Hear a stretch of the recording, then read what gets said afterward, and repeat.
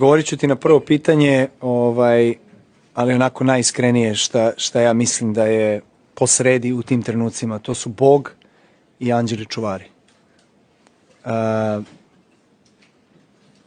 U tim trenucima kada fizički i materijalno više ne osjećaš noge, ne osjećaš sebe, ne osjećaš da imaš snagu, vrtiti se tlo pod nogama, vrtiti se nebo iznad glave.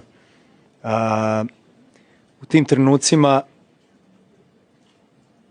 sa svojom verom koju imaš i nadaš se da će biti ta božanska intervencija.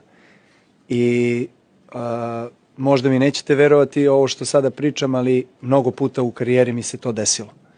Gde sam ja sam sebe iznenadio, da kažemo ovako, kako bi rekao, mentalno razmišljajući da sam se iznenadio kako je moguće da sam izdržao to.